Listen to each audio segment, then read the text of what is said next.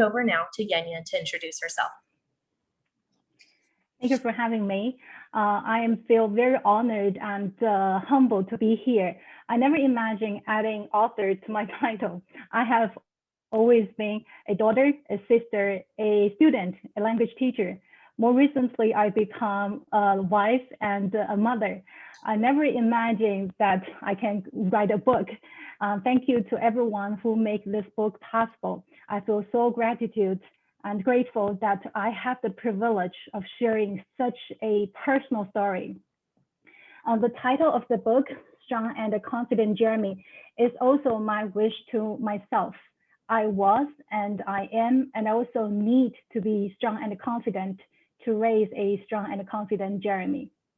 For those who do not know me, my name is Yuanyuan Liu. Among my friends, I am famous for organizing sports events. That's where I see energy, perseverance, teamwork, and fun.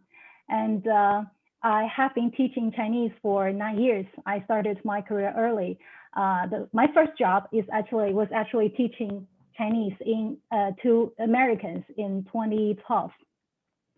And now I am a mother of a toddler, 2 years old, with a very supportive husband who does everything at home. And my educational background, I went to Anhui Agriculture University and got my bachelor degree. I got my first master's degree from Beijing Language and Culture University in Applied Linguistics.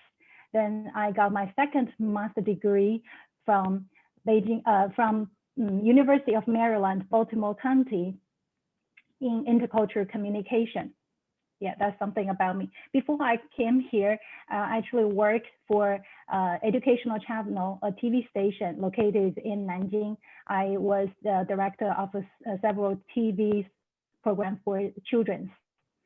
I think next semester I'm going back to UNBC to start to teach my Chinese again, and I'm looking forward to seeing my students again. Oh, great. Thank you so much for introducing yourself, Yuanyuan. So I'd like to move along, and I believe that Yuanyuan has prepared a reading of the book for us, along with a PowerPoint presentation. So whichever one you would like to start with first, Yuanyuan, please go ahead. Okay, I think I am a very visual person, so I prepared a small slideshows to better to tell the stories behind the stories. I would like to share my screen now. Why do I write this book for my son and for myself? The title of the book, Strong and Confident Jeremy, 坚强自信的和和, written by me, illustrated by Yao Yan. This is me holding a book at our beautiful UNBC campus. And these are the 10 different versions, the covers. You can see the Hindi, Arabic, the French, English, Korea, Hebrew, that's German, Japanese, and traditional Chinese, and Spanish. And here we go. This is a real picture of 3 of us, a family picture of Jeremy's first birthday. We actually were the traditional Chinese costume, actually our wedding costume. Jeremy actually wearing a Moroccan costume that is a gift from our friends.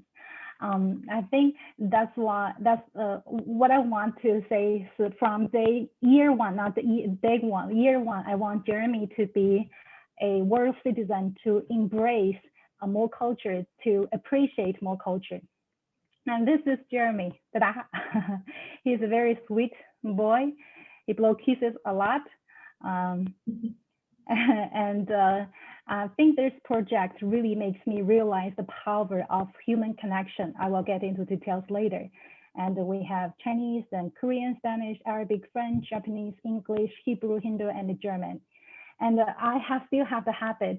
So whenever I feel overwhelmed or stressed, I take out my little pen, little notebook. I just write down whatever I felt. That's why this story was written in late March, especially after the Atlanta mass shooting event, accident or crime. So I really need a way to express myself. That's why you saw it's very sloppy. I wrote it at midnight, and I like this way to record my emotions. And this is another family picture, a more recent one that's full of the three of us with our retriever dog at UNBC and holding the new book. And this is the short videos that shows Jeremy heard the book for the first time when the physical copy arrived.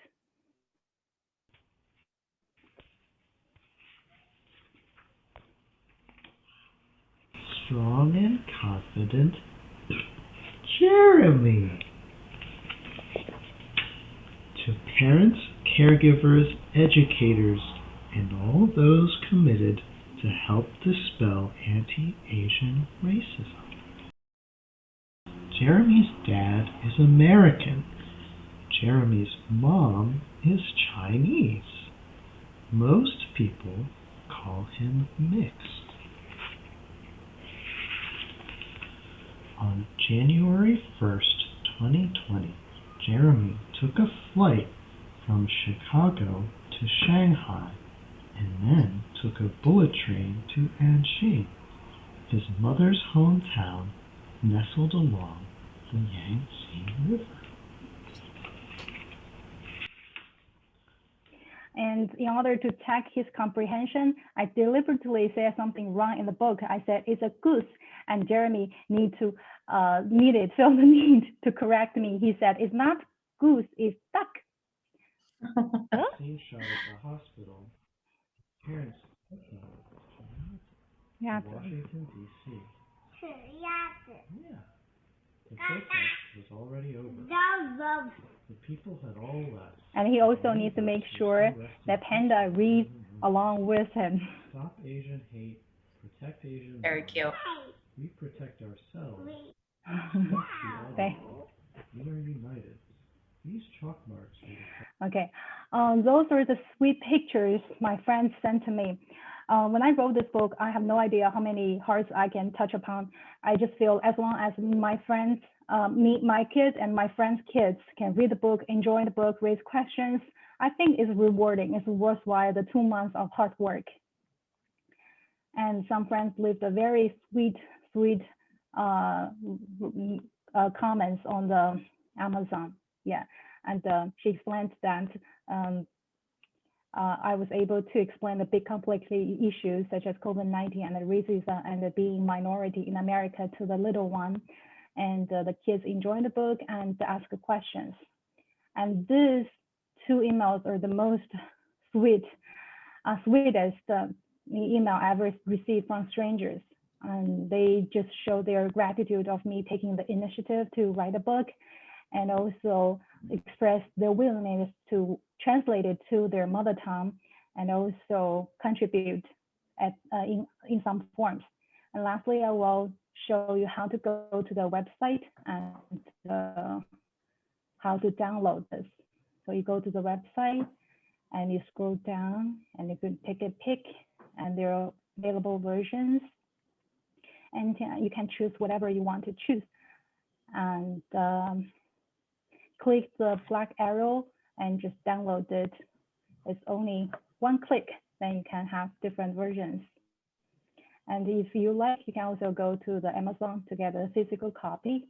And if you want to contact us directly, just send us a message. The last one is millions of books that we read together. I just select a few that Jeremy liked most. Okay, I will stop sharing here. Thank you so much. Yeah, it's important to understand the background of where all of this came from, and why you felt compelled to write this book. I believe you had ready for us a reading of the book in Chinese, and it shows the English version of the book on the screen. So everybody can follow along. I believe that the recording is about 7 minutes. So I hope everybody can sit down and enjoy. Yes, let's go to read this book in my mother tongue. And before I start the record, I want to mention that I mentioned my hometown city, Anhui, Anqing, twice in this book. It is a historic city near Yangtze River, and that's the place I grew up, and that's the place I belong and I long for.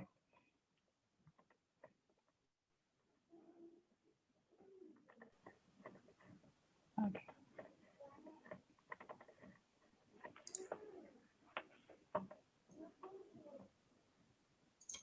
坚强自信的和和，刘媛媛著，姚燕慧。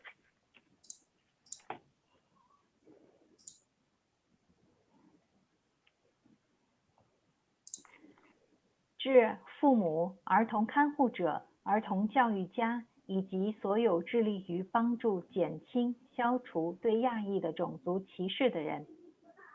和和的爸爸是美国人，妈妈是中国人，所以很多人称他是混血儿。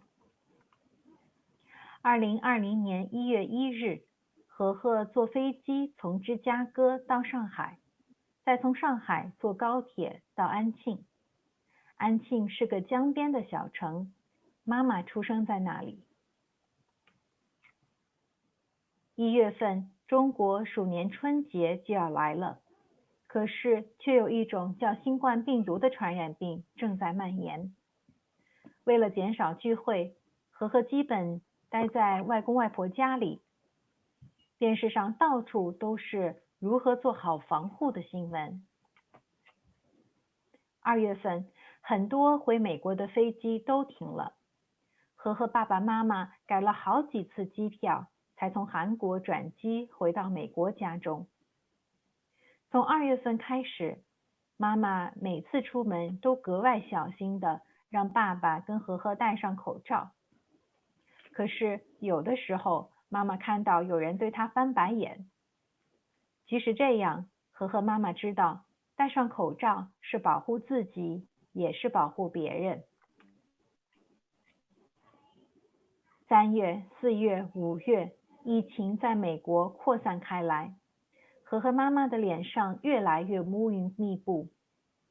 5月，和和的第一个生日会也只得在网上 Zoom 举行。不过，认真的爸爸妈妈精心设计了和谐世界的主题生日会。虽然抱不到爷爷奶奶、外公外婆，但是至少来自中国和美国的亲朋好友都能跨时区、跨地区在网上相聚。6月、7月、8月、9月、10月、11月、12月，隔壁邻居的哥哥姐姐都在家里上网课了。他们有时候在院子里踢球。和和多想冲出去跟他们一起玩呢，可是爸爸妈妈摇头说现在不安全。他们都太长时间没有跟小伙伴们一起玩了，爸爸妈妈也很久没有带他去动物园、水族馆、博物馆、公园这样好玩的地方了。2月份又是牛年新年了，没有往常的热闹。和和妈妈和阿姨做了很多儿时的家乡菜来表达对亲人的思念，疫情让相聚遥遥无期。爸爸有时候会关掉电视新闻或者车里的收音机，摇摇头。有些人口中武汉、中国、功夫病毒，这些都是伤人的字眼，是不对的。他怕妈妈听见。事实上，每个人都有可能得到这种病毒，而且会传染给别人。这不是哪个族裔的错，但是大家都很害怕焦虑。有些人把愤怒发到亚洲人身上，或者仅仅那人长相有点像亚洲人，就会遭到言语上的攻击，甚至身体上的袭击。一连串反对亚裔恶性事件的出现，和和的妈妈、叔叔阿姨甚至都不敢独自出门，有时候他们感到害怕和不安。当亚裔总是受到不公正的待遇后，他们意识到要团结起来，以自己爱好和平、尊老爱幼的传统为荣。他们在各地举行抗议游行，希望停止对亚裔的仇恨行为。和和的爸爸妈妈打了疫苗，带和和去首都华盛顿 DC 的广场。那天下午，广场有游行，晚上广场上没有了人，有很多鸭子栖息在平静的月光下。停止对亚裔仇恨，保护亚裔生命，我们保护我们自己，尊重老人，团结。这些粉笔字是他们在呐喊，在求助，他们希望更多人听见他们的心声。我们每个人都应该用公平和尊重来对待别人，用合作精神和科学方法来解决世界公共卫生问题，尤其是大问题。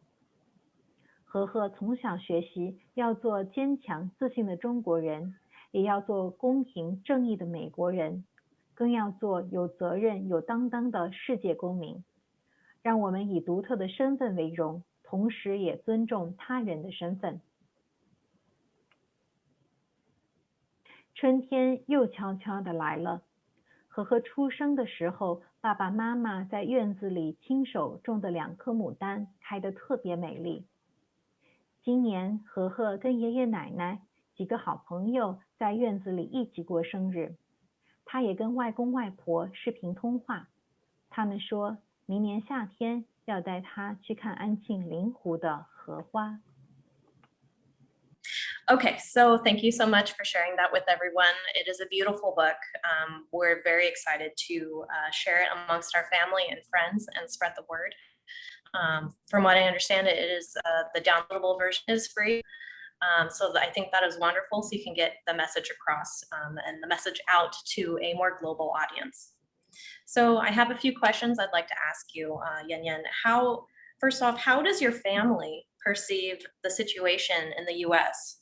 In China, do they talk about the AAPI community and the anti-Asian hate that occurs in the United States? I think last year, my family really concerned about me and my young child. They keep saying that do not go to the crowds, stay at home, the numbers are scary. Yeah, they have a lot of questions, so did I. I did not know this beautiful country we call it, 美国, was heading to. But after a whole year, I think both my husband and I got vaccinated, and my young toddler has a very good habit of wearing mask whenever he goes. So I think they worry less. But since I share this book, I talk about how we're treated, and I think some of my cousins show their concern about my safety in the US. And I have to console them to say that not everyone here is racist, and they are the minority. But you don't really want your family to worry about you when you are physically far away.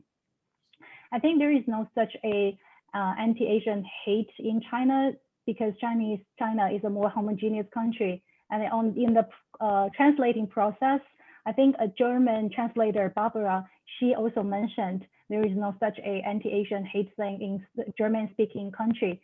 I replied back and I said, I'm so glad to hear, not just Asians, all people deserve a hate-free society. It's 2021, and Asian community has contributed so much to United States, and they still face discrimination, hate crimes.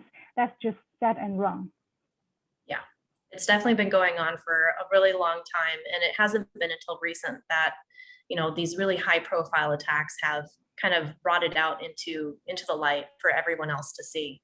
But the API community has been enduring this for a very, very long time, and it's time for it to stop. I think we can all agree. So how are you handling the trauma from these events? Now that it's been a couple of months or so since you wrote the book, how are you and your family faring? How is the Asian community faring? I think writing this book is a really efficient self-healing remedy. And I told you when I wrote this book, I felt very worried, insecure. And but after writing this out, I feel much better. And I joke with my amazing illustrator, Sister Yao. She's a few years older than me, so I call her Sister Yao. And this is China Speed, and we do not force our kids to be excellent. We only motivate ourselves to be a better person, better mom. We're self-disciplined, we're cooperative, we encourage each other, and we make this book live, and we have fun making this book.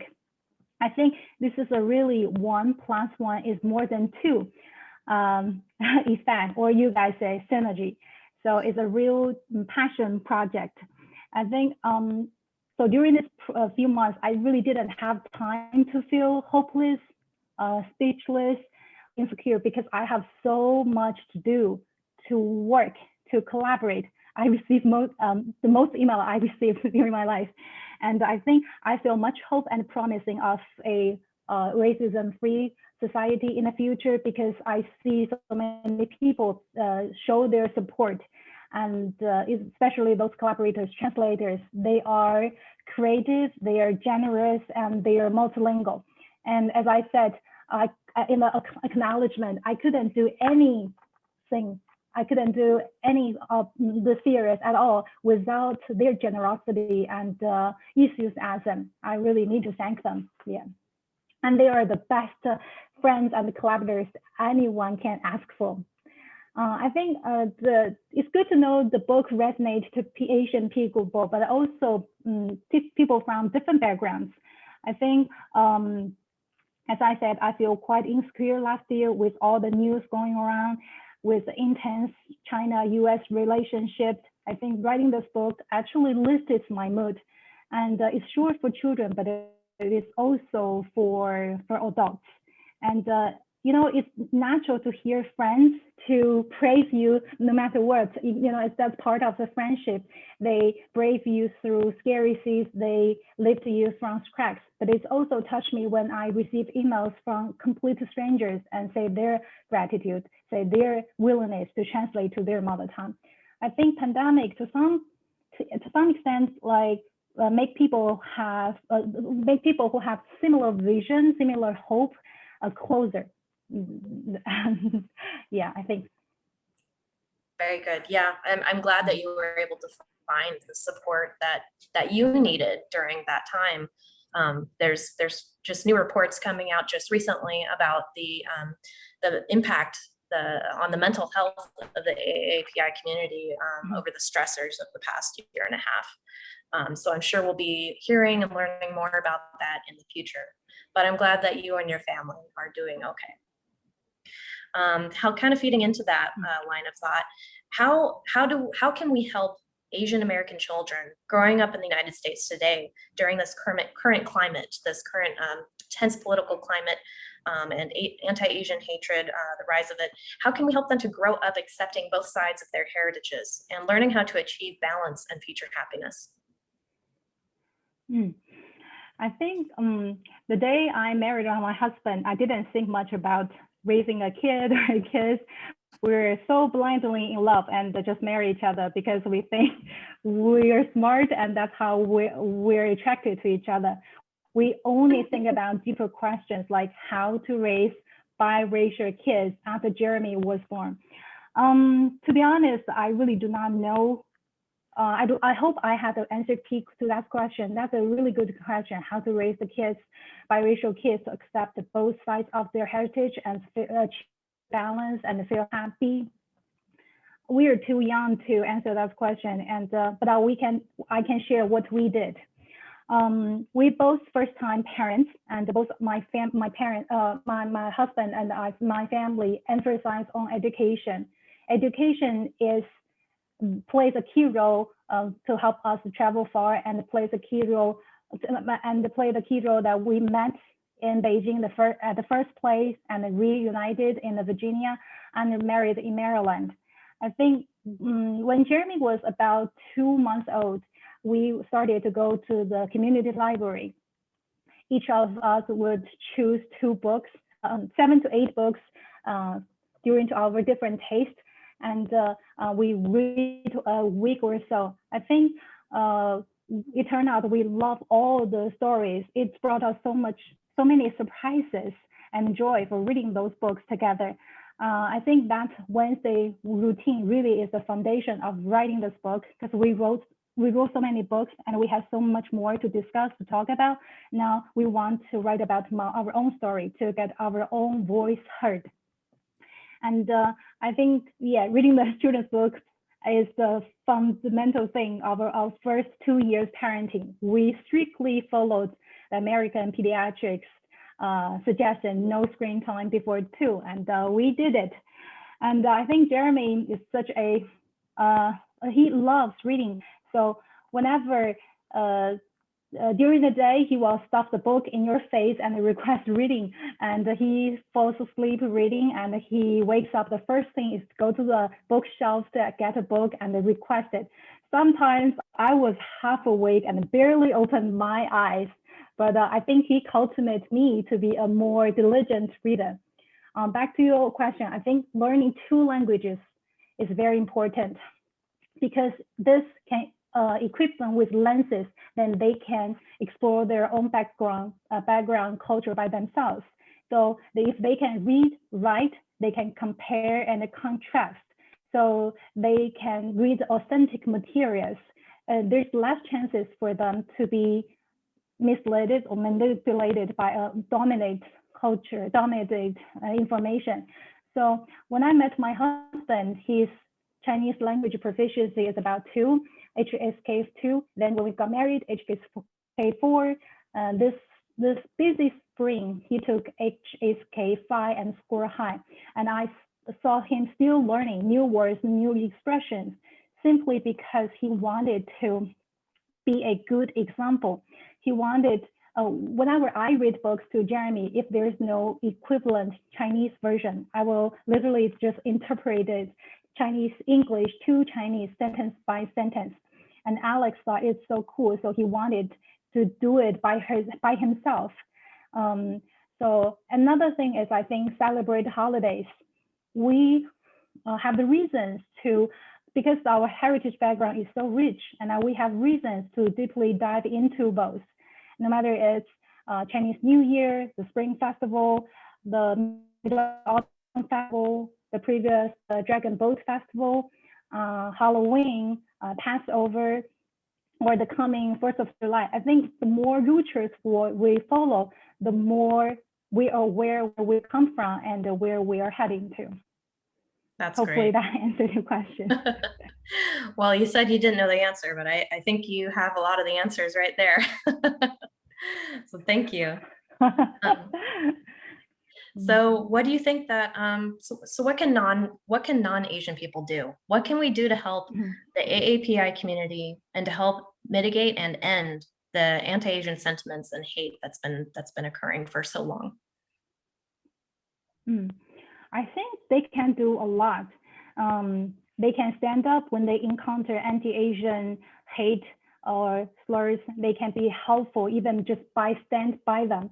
They can potentially deter some potential hurts, and they can report to the police, and they can educate themselves, their kids, their colleagues. They can read more, they can watch more documentaries. And recently I watched a documentary from PBS called Asian Americans. And it is a 5-episode film that each episode is about 1 hour.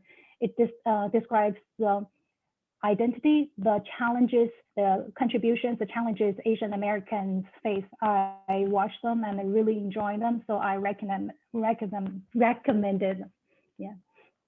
Okay, great. Yeah, I've heard other examples of people reaching out to their AAPI community friends and neighbors even, and helping them, walk if they're afraid for their lives or if they're scared at all, they'll walk them to their car after work, or they'll walk them to the grocery store. They'll just kind of stay with them.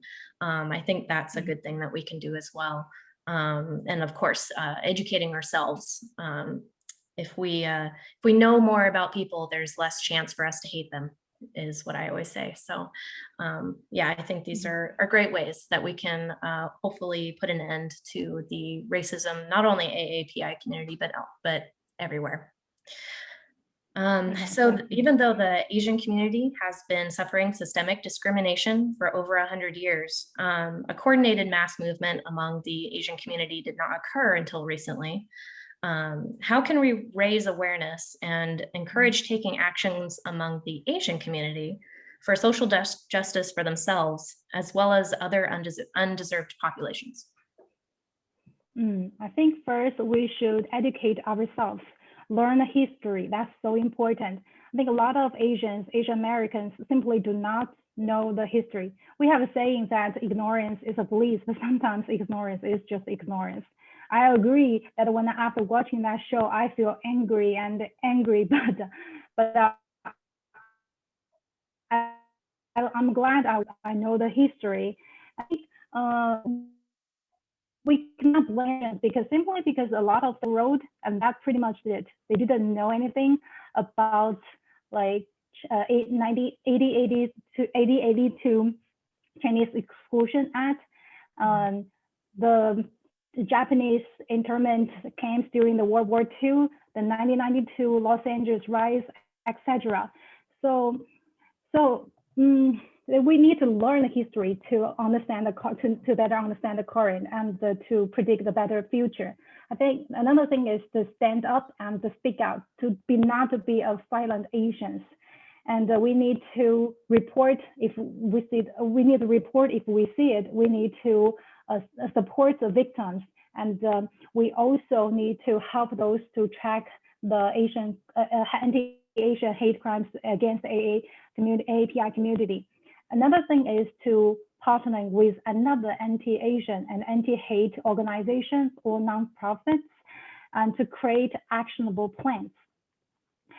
To coordinate events or seminars to educate the community. In this way, I think hopefully they can come up with some solutions.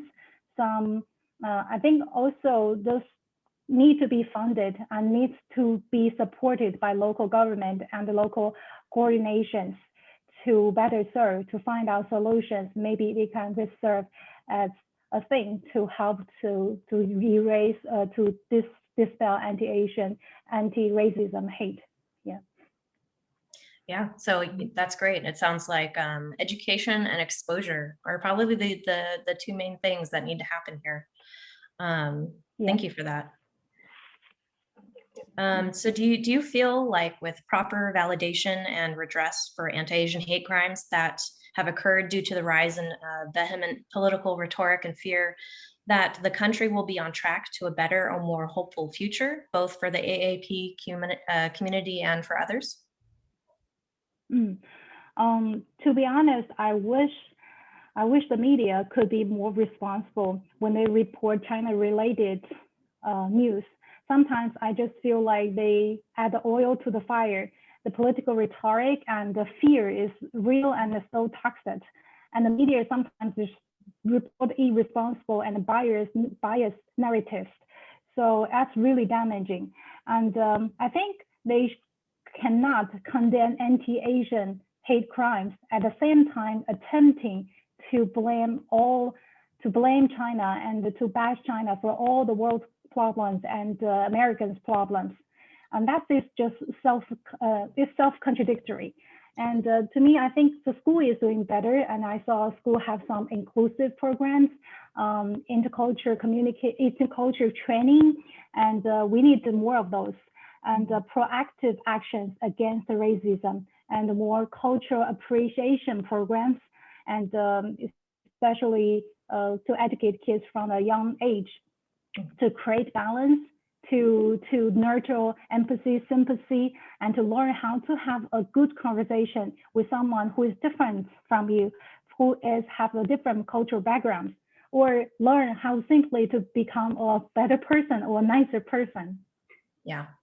Yeah, I know for me growing up, I grew up in a predominantly white community, middle class, and the schools that I went to, government funded or public, they didn't have what you're talking about. I mean, there were, here and there, but it really wasn't very in depth. We didn't, in going from K through 12 in in my experience in America, we didn't learn about, some of the important contributions of the AAPI community in American history.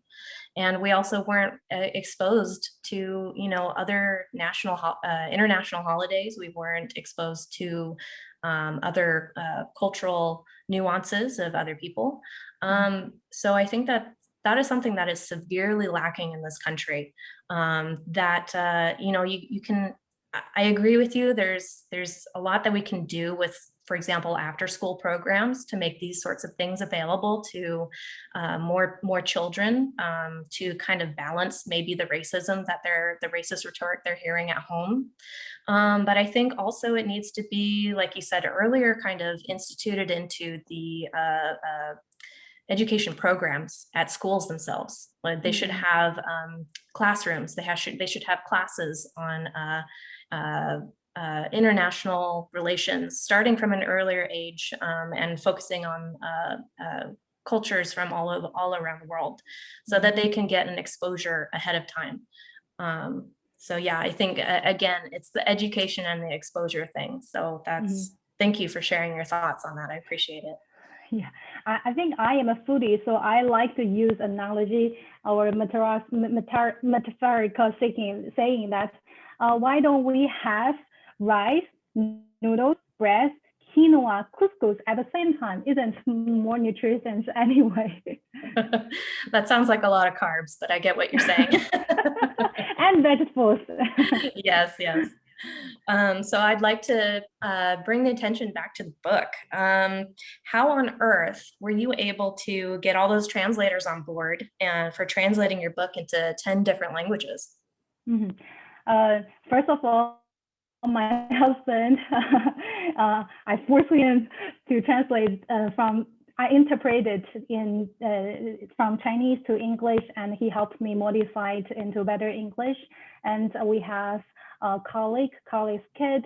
I have a friend who speaks Korean, and a Korean friend also has friends who speaks Spanish, Japanese, and my husband's roommates, friends.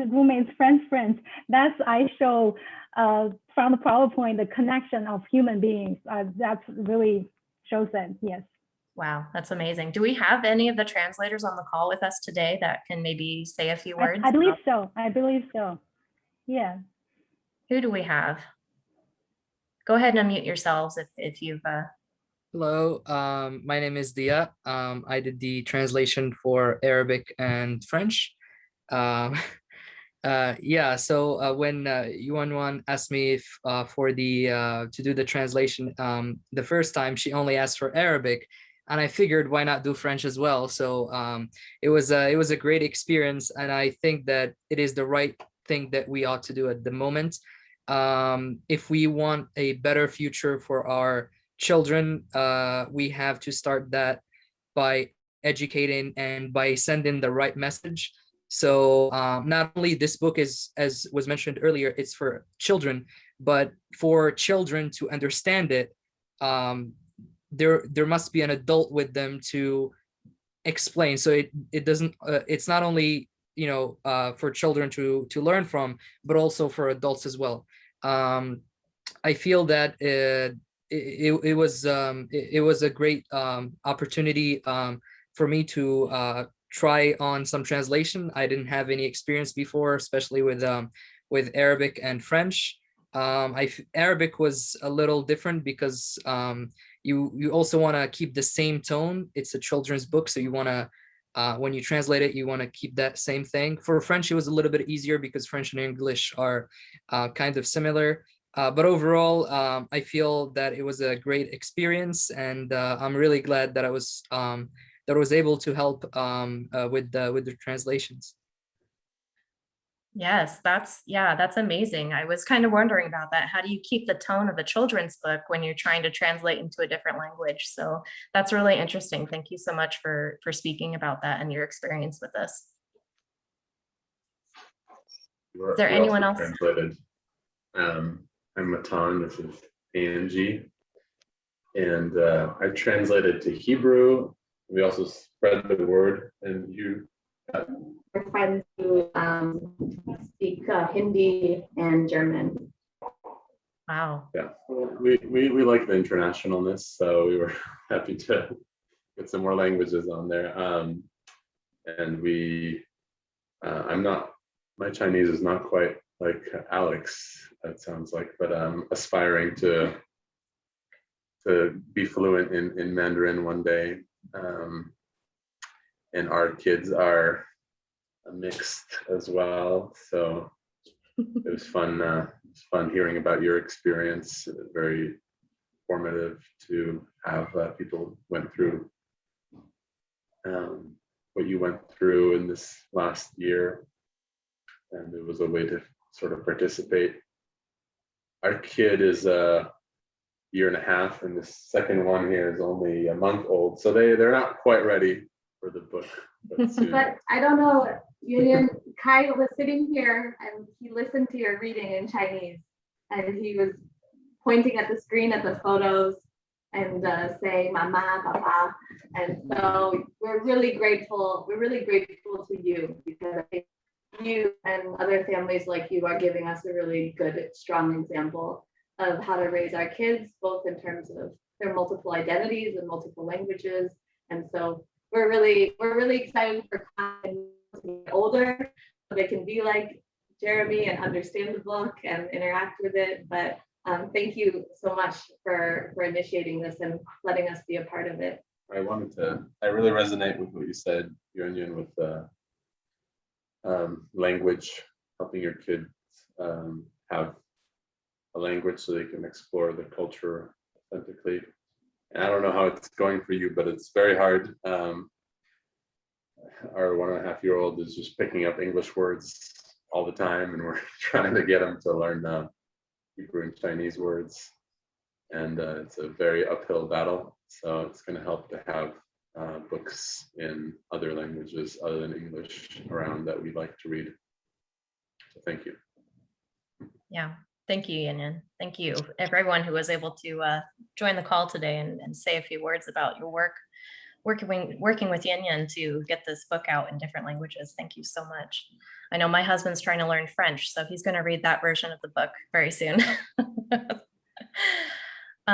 So Yuanyuan, I wanted to ask about the artist for the book. I think excuse me. I think there is another translator who's willing to. I am so excited to see Meta and Angie. We didn't meet before. This is the first time I saw them. Like, this is a magical way, and I saw them finally. Hello.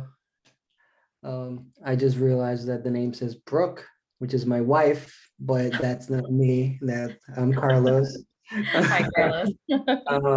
Well, first of all, I was honored, truly honored that Yuanyuan asked for my help, with translating the book into Spanish. I had some experience translating before, but nothing like a children's book, which to me is so important. And it resonated a lot with me and my family because we are interracial as well. I'm Black Latino. My wife is a Jewish redheaded woman. So it just truly resonated, despite the fact that none of us is Asian. So it was really fun. It was really challenging because I took it very seriously, maybe too seriously.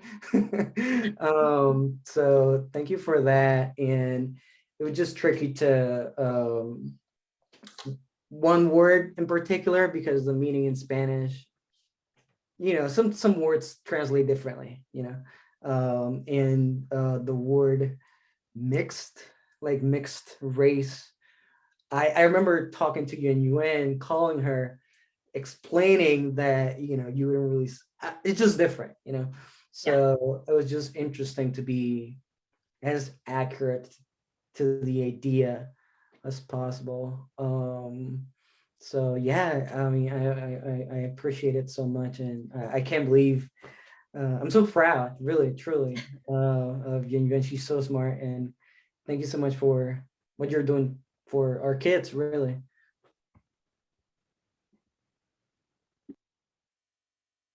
Thank you so much. Yes, Yuanyuan, it's a wonderful book, and it's great to be able to share with children of all different heritages. Um, the author, or I mean the artist, tell me a little bit about her. How did she create the images for the book? They're very heart-wrenching and effective. How long did it take her to make it? I think I have the best illustrator ever in the world. She is so amazing. And actually, that's how it works. I have a young toddler, 2 years old. She has a 6 years old. So whenever she put her kids into bed, she has a few 2 or 3 hours, like try to draw in front of the desk, not being disturbed. And we have 12 hours time differences, right? So I let Jeremy run in the yard, and I try to test message with him on a daily basis. I told him what I want. I sent him the pictures. He told me what she told me what she needed, and I sent her the messages or the pictures and the same thing that it actually happened. For example, the protest. So I think we aimed really high. I said, I want this book. I wrote it in late March. I wanted it to be done before May. That is just crazy for a lot of people. But I actually, because we have this intense, very frank of like what I need and how we can change this part and that part and what you need. I show her pictures, I show her elements that I wanted. And she has all ears. She is very modest. She is willing to listen, to modify. And she is so creative. You can tell from the picture, from illustration. She's just so amazing. It probably take her 2 months to finally finish everything, but including 10 different versions. You know, it's a lot of work. She's also a professor at the Anqing University teaching animation and other art courses for college students. So she's a very busy person as well. But I am so grateful that we got this done within 2 months. It's just amazing. That is an incredible timeline. Most children's books, the art for it is not done in 2 months. So it takes much longer. So that is amazing. That is amazing work that you were able to get all of this done and all the translations done within that time frame. So congratulations. That is an enormous feat. So I'd like to open up the floor to everyone who's on the call today. I have a couple of questions for the audience. If anyone wants to join in on the discussion, do you have any personal experience with experiencing anti-Asian hate or seeing anti-Asian hate? Do you have any wisdom to share? Can you think of any solutions? Do you have any book recommendations or relevant reading materials? Basically anything goes. If anyone wants to speak up and talk about this relevant topic, go ahead and raise your hand.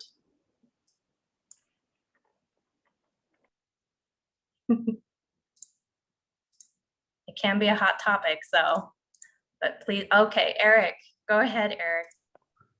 I'll say a word. You know, regarding your question of experience, it's just been so media prevalent that it has been hard to escape. So I think maybe just saying that is a little something. I wanted to ask Yuanyuan a question, if I may turn it back. First of all, thank you so much for doing this. And I especially enjoyed hearing your reading of it today. I really picked up on your comment about how you found some hope and some strength by taking action and writing this book. And then in response to some of the other questions, you offer several action-oriented kinds of steps. And I was just wondering if you might say anything more about gaining hope and gaining strength from being actively involved in addressing the issue. And again, thank you so much for doing this.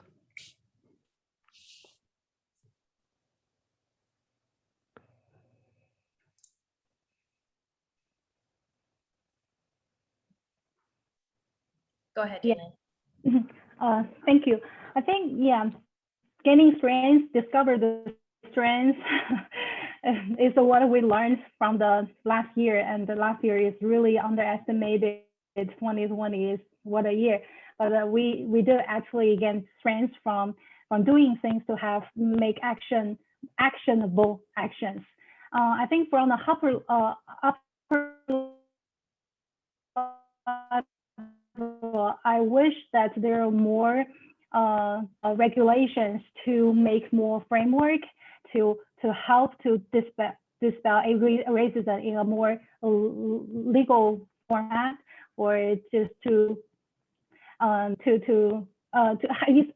from top down, not everything. I agree, everything, probably most things from bottom up, but it takes time and takes patience. And sometimes we really need the legalize the things to say this is wrong. Anti-Asian hate is a crime. It's not something you should do. It's wrong. So I think we need to stick to law, stick to regulations, and to stick to those methods to stop anti-Asian hate.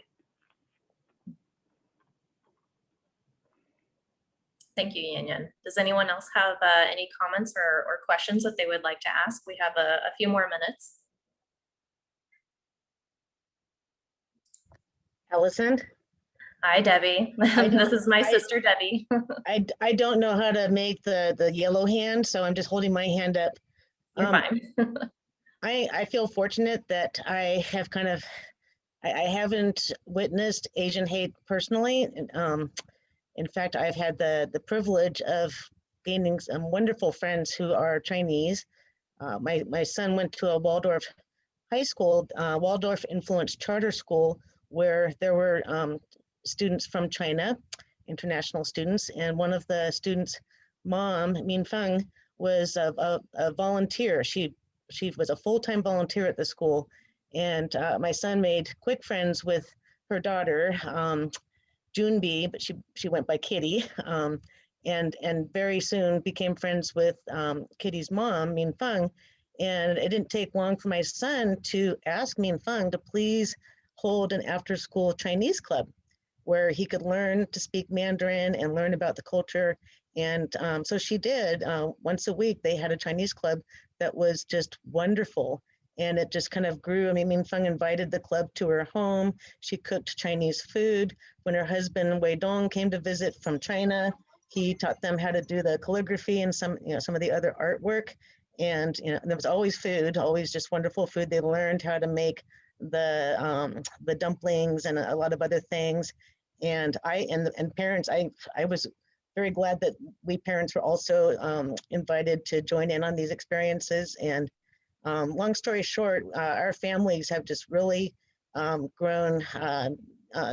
We had this wonderful friendship develop.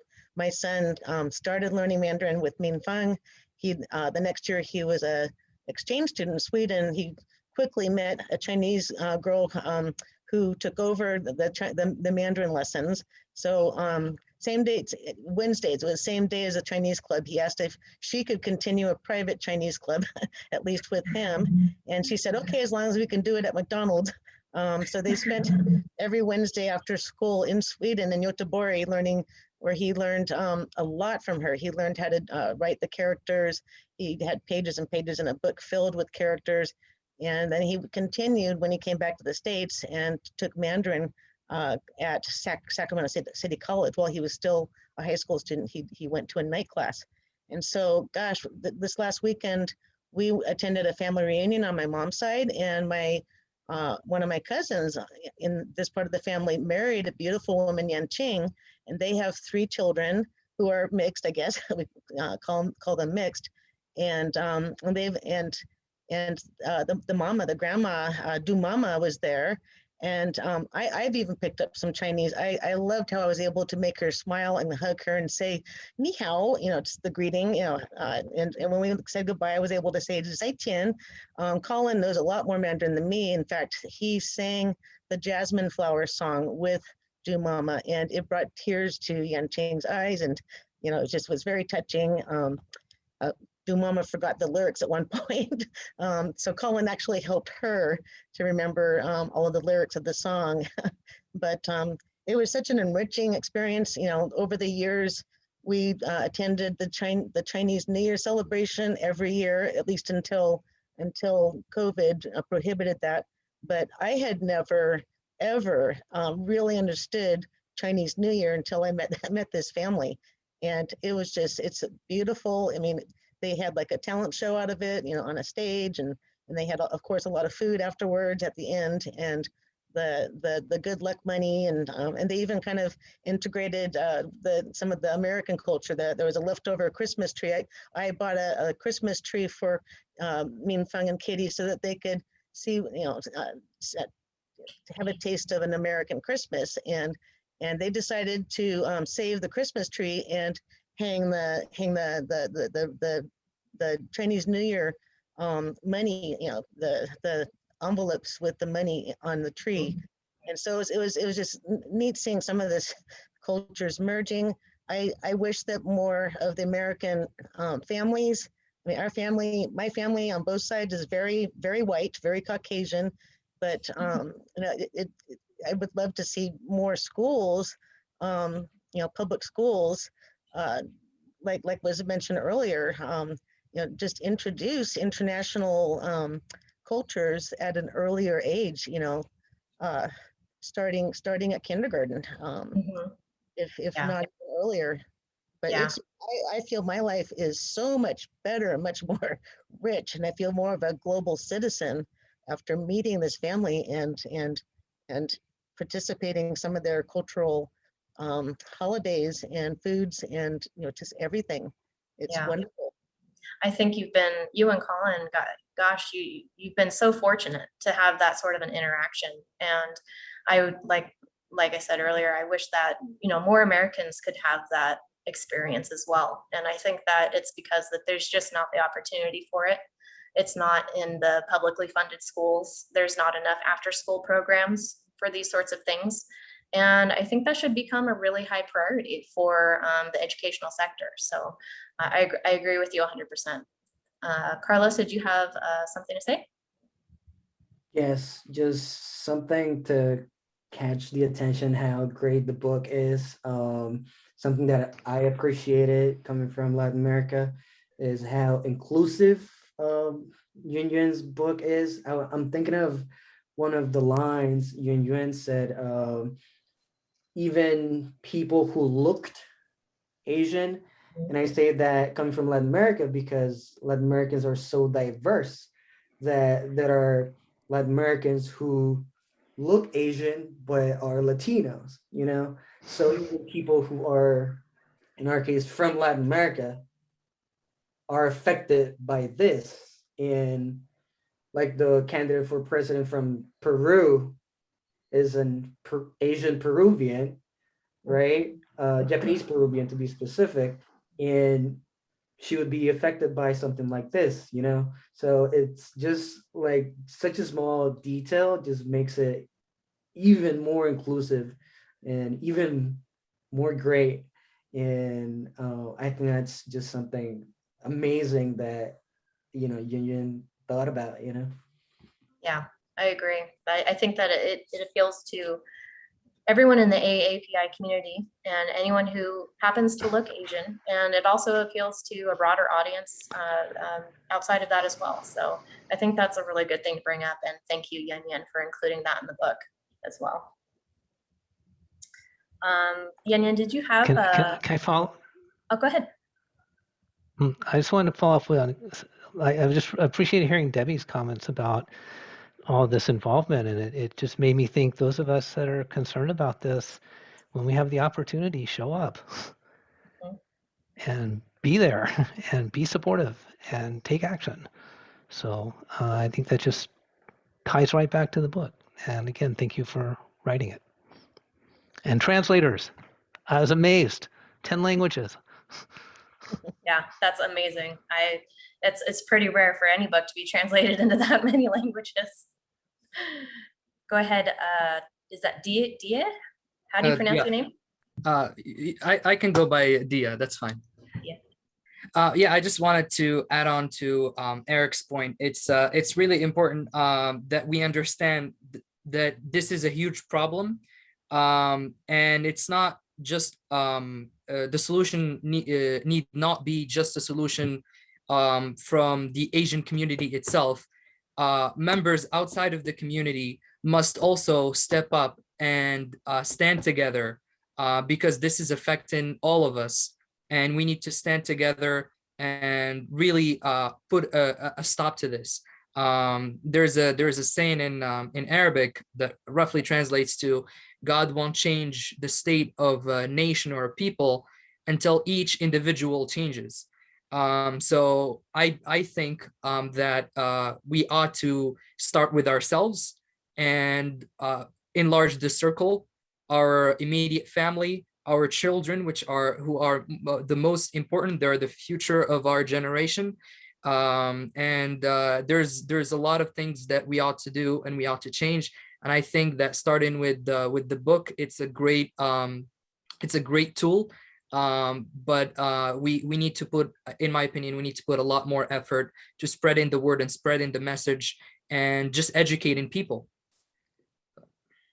Yeah, agreed. That's a great summarization of what needs to be done in this country and all over the world, really, to help with this major issue.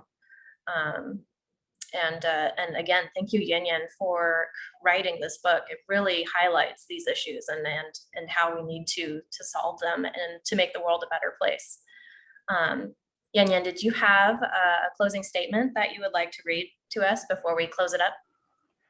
I think I will just read the letter that the last page of the book to everyone as my closing remark. Okay, good. Thank you. A letter to parents or caregivers or anyone. COVID-19 hit the world hard. The Asian community suffered not only from the virus itself, but also from the virus of racism. It has become critical to protect our children, especially children with Asian heritage. In this disturbing political and social climate, parents need to be more proactive. The traditional Chinese character Ting teaches us to listen with our ears, eyes, and heart. We should validate anything children may feel due to experiencing racism. No feelings are too small to address.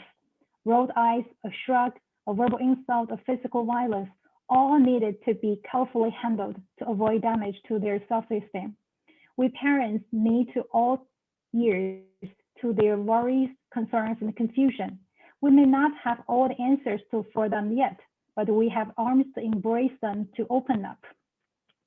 For those who have little toddlers like mine who are too young to understand the topic directly, we use actions to slowly guide them to build a stronger and happier personality. Confidence is not built in one day.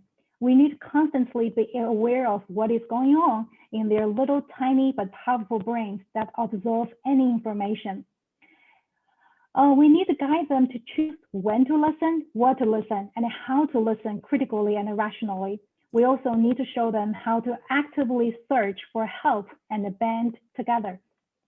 Celebrate diversity, celebrate differences, learn from each other, integrate with each other. Let children use their imagination to establish a little world of their own. I believe the future they build will be a lot brighter and wider. Thank you so much. That's a beautiful letter, very important. And thank you so much for the book as well. I want to give a big thank you to Yuanyuan and her team of collaborators for taking some time out of their day to join us for this discussion. Our next event will be the film discussion on July 13th at 6 p.m. Eastern Standard Time. We'll be discussing the Chinese romantic film My Best Summer, which you can watch on YouTube now.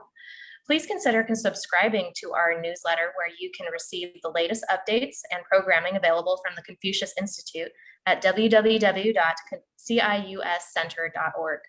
Thank you all so much for joining us today.